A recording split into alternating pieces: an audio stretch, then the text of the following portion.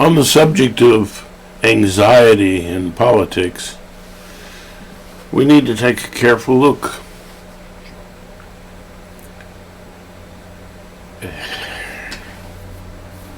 When anxiety is attached to needs, feelings, and their expression, to such an extent that the brain has changed those needs into symbolic struggles. Some call this neurosis. It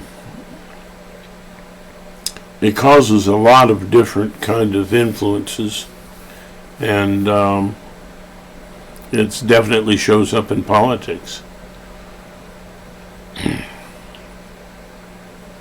Those things that are reflective abilities in the human being: empathy, objectivity, and creativity, that ability to see things from a lot of different perspectives.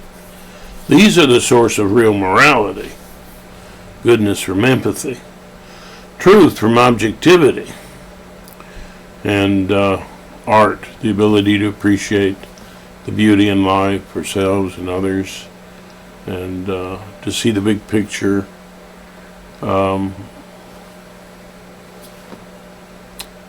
That comes from creativity, that ability to see things from a lot of different perspectives. And I've talked before about how this is mirrored. All of these things, first of all, have to be integrated. So you are this integrative force that seems to make decisions, but we'll go into that another time. But it integrates these different perspectives. And this is the pathway back, slowly and carefully, to undo the symbolic and to help people to relive in that destructive anxiety in those contexts, those needs which were blocked, so that they can, in other words, feel that reality and know that the symbolic isn't real,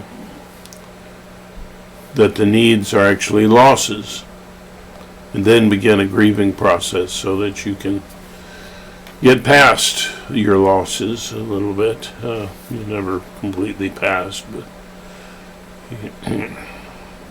you can let go so that you don't, you're enabled enough that you can forgive people involved. And that's very important. After that, there's this process of remorse and forgiving yourself, which, after you've forgiven others, the most terrible thing of all to face is when the hurt in you hurt others, and when that symbolic struggle in you did harm. So, but after those tears of remorse, you're a new person, increasingly, and no longer the person who did the bad things. And this rehabilitation is something that everybody needs. And we need to stop being hypocritical. That those who do the worst deeds are probably those who had the worst pain. And the biggest challenge that we have to our own morality in dealing with them. And that right away speaks to politics, where people do not want to use a punishing attitude, but rather seek for rehabilitation for human beings, if possible.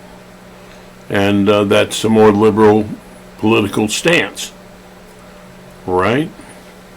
So the people who are overwhelmed with their anxieties, they haven't gone through this process enough, and so, or they have, maybe not done any of it at all. And what they do is, naturally, the way that you keep those terrible anxieties suppressed is not just your symbolic struggles, but your punishing attitude and your greed and your self-centeredness. Why do I say that? Because when you have that kind of hurt in you, then you don't connect well to those virtues that I just outlined.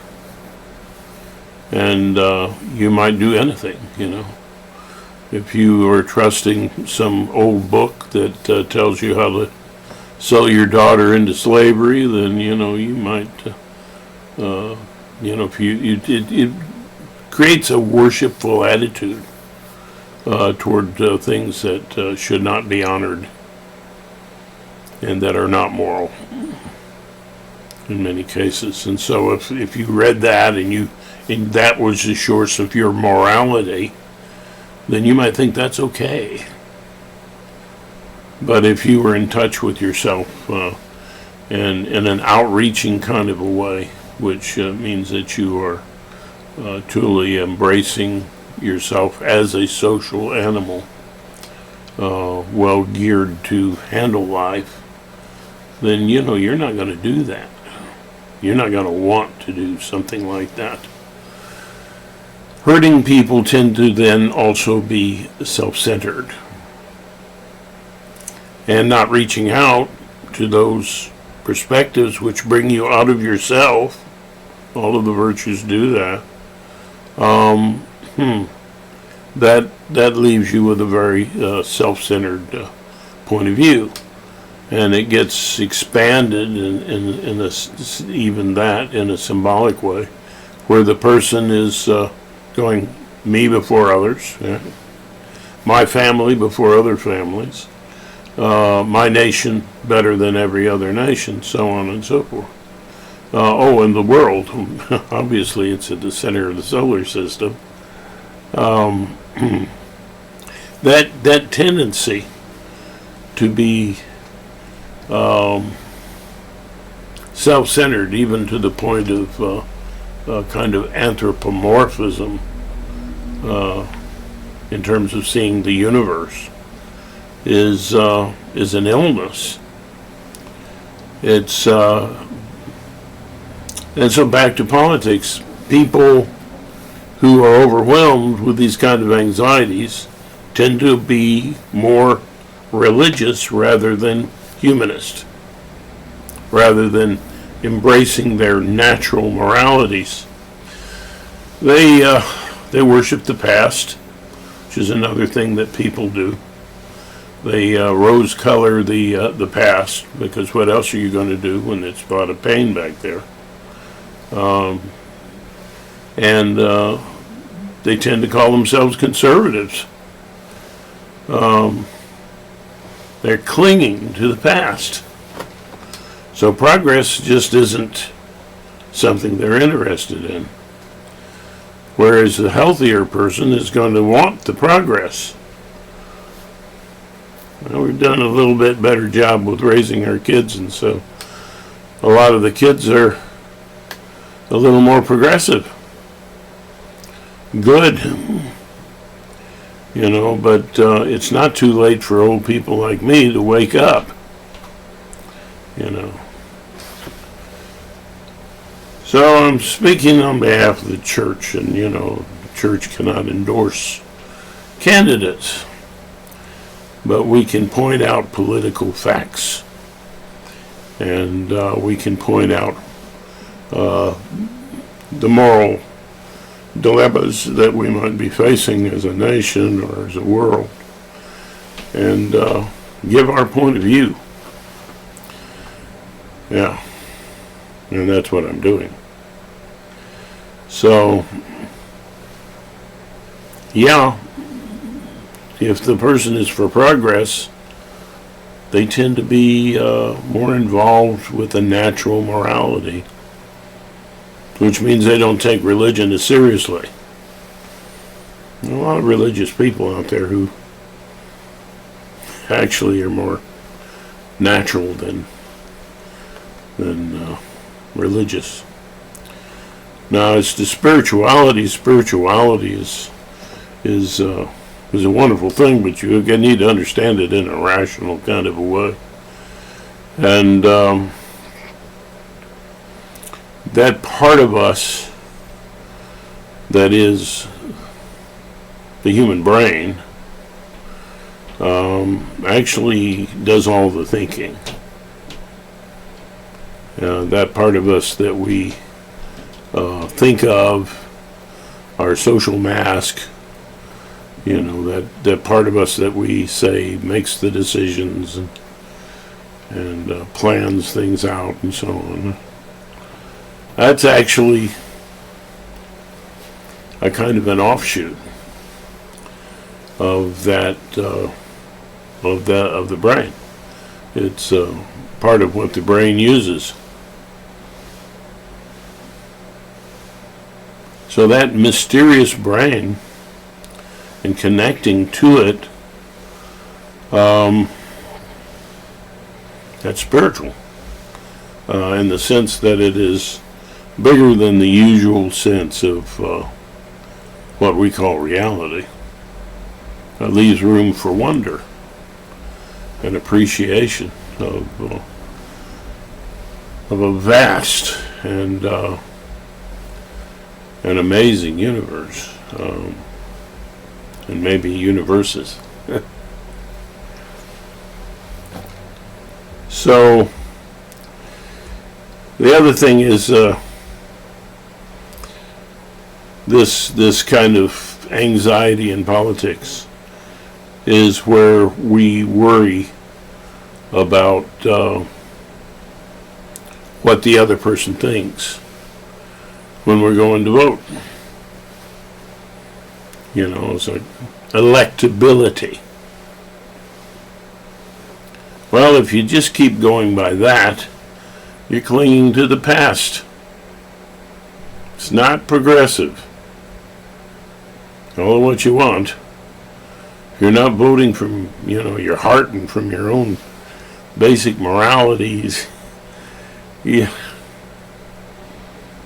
not being for progress. You're worshiping the past, and the past is not where we need to go.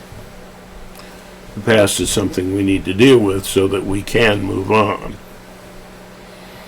All right? So I'm not asking people to crawl back into the past. I'm asking them to see through the delusions so that they can realize what the past was and move on. So, this is something to consider. How do we approach politics? Be honest. Don't cling to the past. If we've learned something from the past, don't abandon that. But if you keep compromising, you'll end up being engulfed by the past and by sicker minds. So, be bold and be progressive. And deal with your anxieties. Right. And okay, let's go. How do you do that? Let's go back to that again. Well, oddly enough, if you try to care about yourself and others using empathy, objectivity, and creativity, what happens is that the symbolic covering that you have, that's easing your anxieties, things that needed to be covered at one point.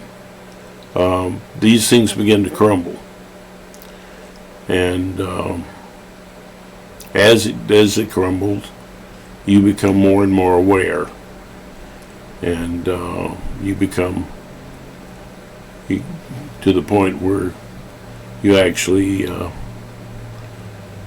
relive things in their original context so that you can let them go, so that you can unlearn the helplessness of that anxiety and move on. So that's the path. And so trust your inner spirit, your inner spirituality, but do it in a rational way, and do it in a loving, caring way, and we will make progress.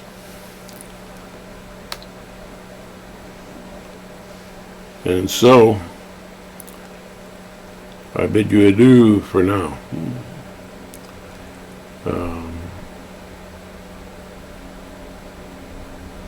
Trust your natural humanity for your morality.